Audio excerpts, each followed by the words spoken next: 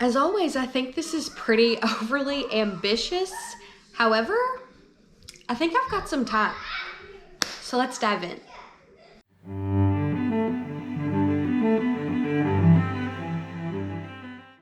Hello friends, and welcome to my channel. My name is Haley, and I am a Christian wife, homeschooling mother of 3, out to redeem my very own literary education, which means I have big reading goals and reading plans and TBRs that are mostly classics.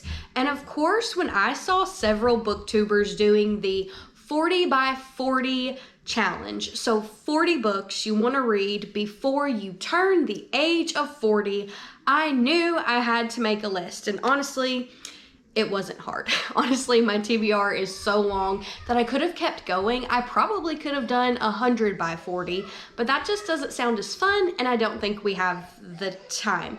So I tried to organize this the best that I could, and I broke this up into 3 different categories, and that is classics, which is by far the largest portion of this list. The next is spiritual reads, and the third is just fun reads that are mostly fiction that just sound fun to me. So I have 23 books listed in the classics section, I have 7 books listed in the spiritual section, and I have 10 books listed in the fun section, which comes to a grand total of 40 books. Now, 17 out of the 40 books I already own. So I'm already out to a great start as far as having these books on hand and at the ready. But what's even greater is that 9 of these books are a part of my 2025 reading goals. So if you follow my channel, you know I have a female author of the year and a male author of the year every single year. And my goal is to just read as many books of theirs as possible because they're authors I really want to give a try. So some of those books are here, as well as some books that are a part of my Mother Academia study area of focus for the year, which this year is Greek mythology. So you're going to see some of that on here as well. So I will start with the classics. This is the largest portion of my list and also a part of the books that I own the most of. Number 1 on my 40 by 40 list is the Iliad by Homer. This is Homer's epic poem, which kind of just goes through the Great War. And this is part of my Mother Academia area of study. I plan to get to this summer. I'm currently working my way through the Delaire's Book of Greek Myths for Children, just as a basic foundation before diving into this one. I'm actually really loving epic poems. There's going to be several of those on this list, and this is number 1. Which of course has to be followed by number 2, which is no surprise, the Odyssey by Homer. And this is a story that, instead of focusing on a lot of main characters, really focuses on one, I believe, Odysseus, and this is his journey to go back home. I'm actually more excited to read the Odyssey than I am the Iliad. However, I've been told you have to read the Iliad before reading the Odyssey to understand some of the context, because it's important when meeting some of these characters. So this is also a part of my summer reading plans, and I really can't wait for this one. Number 3 on my list is the Divine Comedy by Dante Alighieri. Now, I just finished up the Inferno by Dante, which is book 1 out of 3 in the Divine Comedy. I really enjoyed it, but I realized I need to read some Greek mythology before coming back, just because how often those Greek myth characters pop up. So I think after reading some of that, I'll be able to return to the Divine Comedy and read the second 2 books, Purgatorio and Paradiso. But yeah, Dante definitely belongs on the 40 by 40 list, and I hope I can actually complete this by next year. Number 3 on my list is the Aeneid by Virgil, which I think also kind of goes into that Greek-Roman mythology area of study. I don't really know a ton about the Aeneid. However, after after reading the Divine Comedy and Virgil being Dante's guide, I feel like I can't read the Divine Comedy without also reading some of Virgil's work and paying homage to him as a very important character in that book. So the Aeneid by Virgil is number 4 on my 40 by 40. I don't own that one, but I will buy it. The next book is The Fairy Queen, written by Edmund Spenser. This is also a book I don't own. It's also an epic poem, one that greatly influenced Tolkien and Lewis and so many of those fantastic fantasy stories. Like, this was really the very beginning of fantasy, and I feel like it's a great place to start, and I can't wait to give it a try myself. Number 6 on this list is The Canterbury Tales by Geoffrey Chaucer. I think this is also an epic poem. Yes, about some different villagers, peasants, people in Canterbury or on a journey. I'm not really sure, honestly, but I've heard this referenced a lot and I would love to give it a try.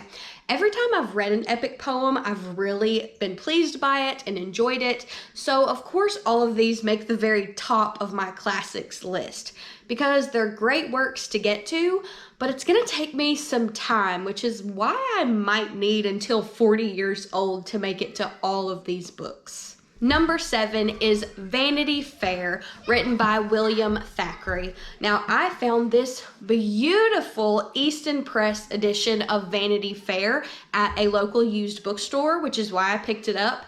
I really don't know a ton about it, but when I saw this book in this edition, which are usually like $100 for like 20 bucks, I grabbed it immediately. And I don't know a ton about it. I think maybe the main character is trying to come up in society or rise in society. I'm not sure, but I'm reading The Enchanted April by Elizabeth von Arnim right now, and Mrs. Fisher, who is an elderly, wealthy Victorian lady in the story, talked about how Thackeray would make mincemeat of the current generation. So that makes me intrigued to see what his writing style was like. So this one definitely makes the list as well. The next book on my list is The Count of Monte Cristo by Alexandre Dumas. I know this book has a ton to do with revenge and being falsely accused, and it sounds like a really interesting and exciting read. It's also a lengthy classic, so I will also probably need time to finish this book, but I really want to read it. And if I don't get to it this year, I will probably make it to it next year, just because it's been on my TBR for so long. The next book on my list at number 9, it's also a lengthy classic, probably one of the lengthiest classics, and that is War and Peace by Leo Tolstoy. I'm currently reading Anna Karenina by Leo Tolstoy in the background of my other reads, and I am loving his writing, and I want to try some more of his work. I know this is one of like the longest classic fiction novels that there is. It will probably take me an entire year to get through it.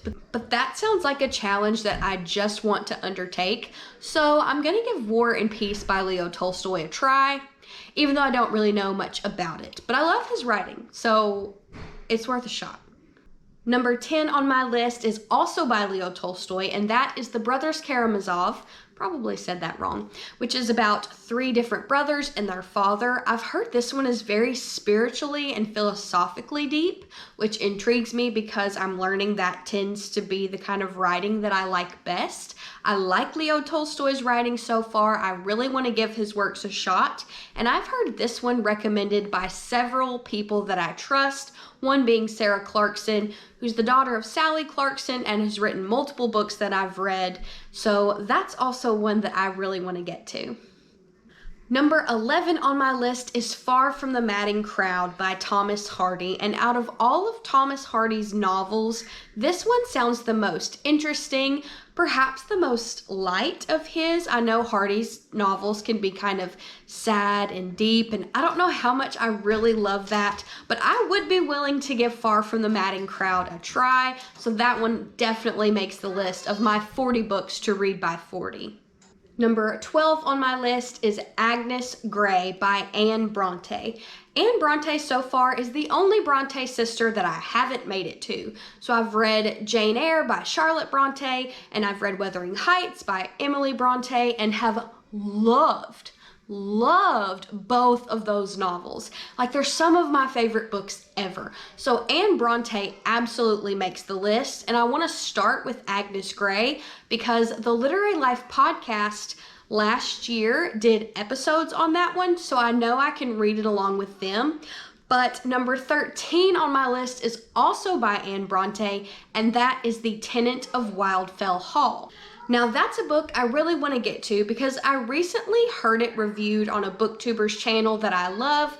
That is Cleopatra. I will be sure to link it below. But she recently reviewed The Tenant of Wildfell Hall, and the way she talked about its main character being this incredibly virtuous wife despite all of her husband's faults, and just her virtue ringing through in really difficult situations made me really want to read that one, because Jane Eyre is one of my favorite books because of Jane Eyre's faith and Jane Eyre's virtue.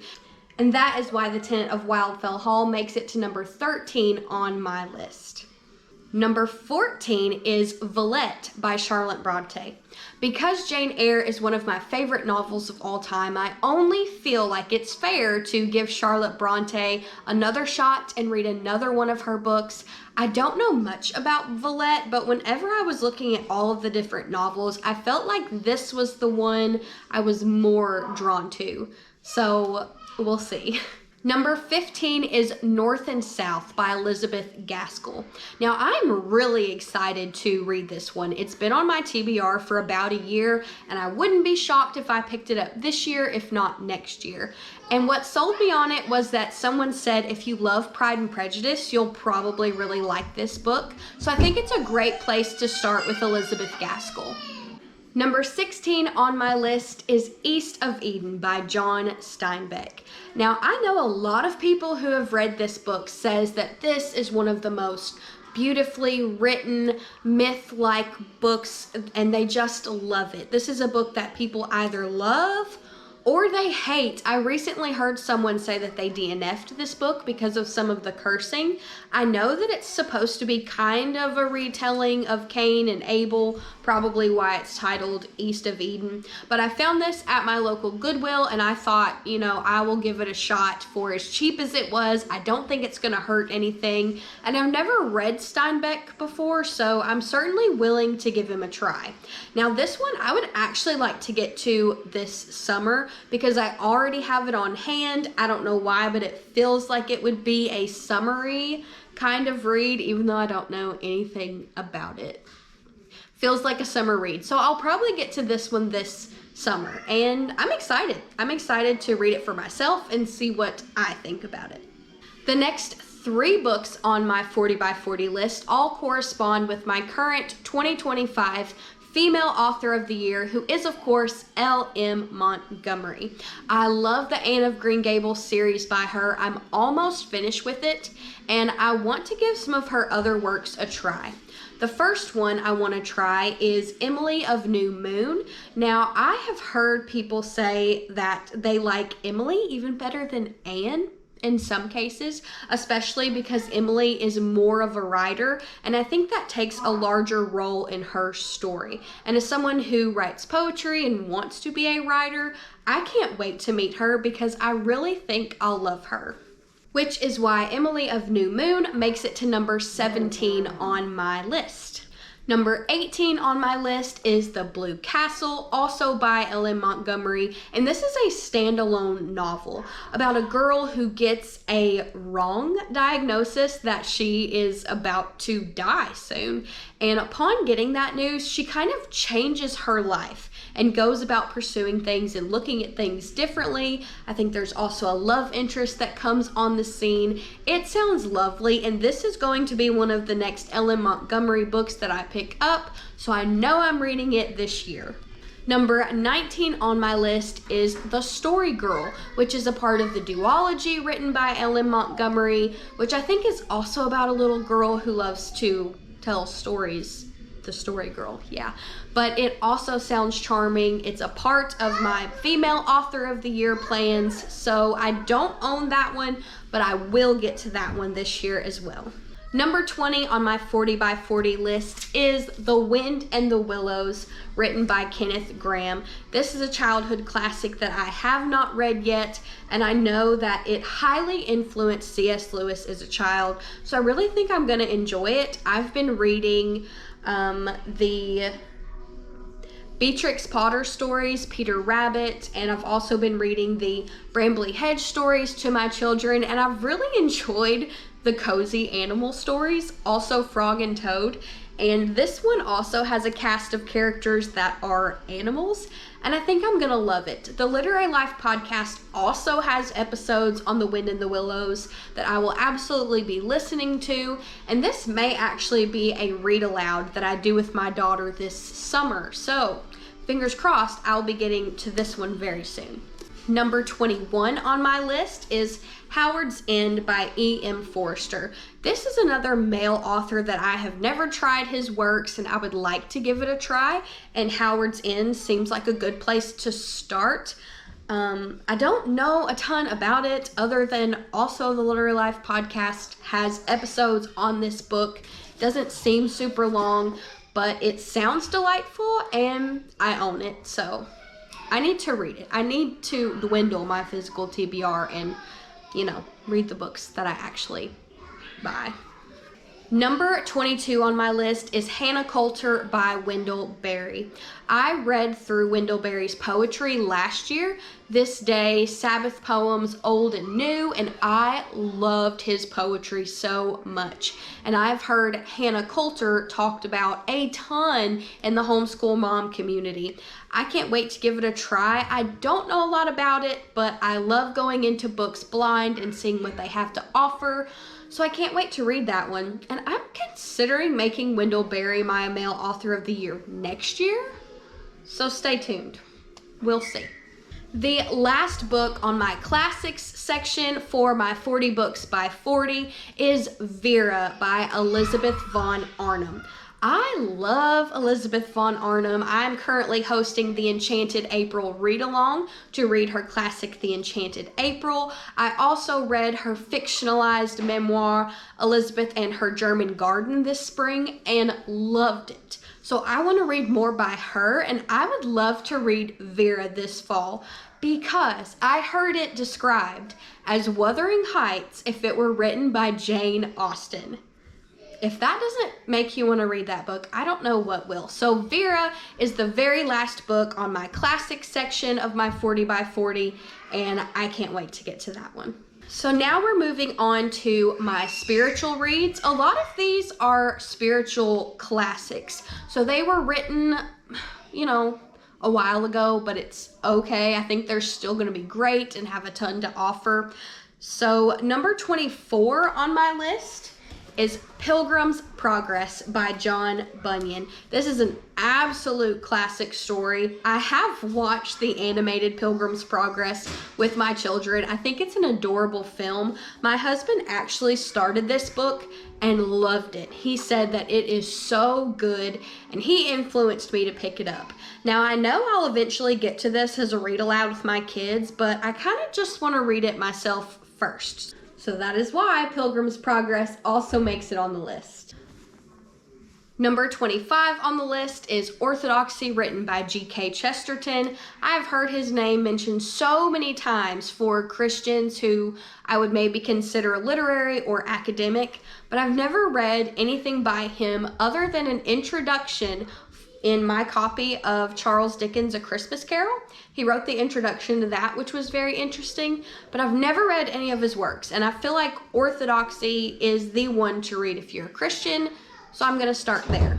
Number 26 on my list is The God Smuggler. This is an autobiography written by Dietrich Bonhoeffer, who was a sort of evangelizer, a preacher during World War II. I've just heard so much about him. I want to learn about his life from his own words, and I know this is a Christian biography that's just going to touch my heart and inspire me. So I can't wait to get to that one, and I think my husband will love it too. Number 26 on my list is Let Me Be a Woman by Elizabeth Elliot. And I am ashamed to say, as a Christian woman, I have never read Elizabeth Elliot. And I need to. And I think that is the perfect place to start for her stance on biblical womanhood. And I just can't wait to get to it. Number 27 is Humility, written by Andrew Murray. I have this book somewhere, but my husband read it and I don't know where it's gone to, but I started listening to this audiobook and I thought it was so good that I immediately stopped it because I knew that I would want to read it instead. So I need to do that. I need to find it and I need to read it. So anyway, it's on my 40 by 40 list. I think I got my numbers mixed up. I think that was 28. Whoops. Number 29 is The Confessions by Augustine, I'm not sure how you say it, but this is another academic, literary, Christian classic that I have heard referenced in a ton of Christian nonfiction books. And I really just want to go to that source material myself instead of always reading quotes from it. And number 30 on my 40 by 40 list, which also is the last book in my spiritual section, is Surprised by Joy by C.S. Lewis. C.S. Lewis was my male author of the year last year. I read 12 books written by C.S. Lewis and 1 book written about C.S. Lewis, but this was one that I bought that I never got to. And this is kind of his autobiography, his version of his story of how he came to faith, and I just really want to get to it. I was sad that I didn't make it there last year, but I own it. I can do it, and I might even read it this year. We are at the final section for my 40 books by the age of 40, and this is the fun section. So all of these books are fictional, and they're just for fun. They're not necessarily classics, though some people would certainly consider them classics, but I just want to read them for fun and for the pure pleasure and enjoyment of reading. So number 31 on my list is Wormwood Abbey by Christina Bear. This is a cozy fantasy series that's kind of written in the Victorian era that has dragons in it, and it was written by Christina Bear, who is a homeschool mom. I heard her interview on Cindy Rollins, the new Mason Jar podcast, and I was sold when she said cozy fantasy dragons, Victorian era, and her writing is inspired by Edith Nesbit and Elizabeth Goudge. I thought, yes, sign me up for that. And I still haven't read it, but I've heard so many people have read it and they love it, and I need some fantasy in my life. I'm reading a lot of classics, but I kind of miss magic and dragons, so that one absolutely deserves to be on my 40 by 40 list. Number 32 has been hyped up so hard on booktube and that they have absolutely influenced me to want to read it, and that is the Unselected Journals of Emma M. Lyon, written by Beth Browder. And from what I know about this book, it kind of makes me feel like that Jane Austen time period and writing style. I don't know if it's because the books are pastels, and it's supposed to be pretty humorous, but they're pretty short. They're journal entries, they're witty, they're funny, and people just love them. And I get the feeling that it's one of those modern written books that's going to feel like a classic read, so I really want to give that one a try. Number 33 is Pilgrims Inn, written by Elizabeth Goudge, and I found this copy at a local vendor mall for $3, and I was so excited because I've heard so many great things about Elizabeth Goudge and her writing, but I've never tried her before. So I've heard if you love Ellen Montgomery, you will love Elizabeth Goudge, which sounds right up my alley. I also know that this is Sally Clarkson's favorite Elizabeth Goudge, and that this novel really influenced her on the way she wants to build and craft a home, and I love Sally Clarkson, so when I heard that, I was sold. I want to read this one this summer, so hopefully I can tackle this one this year.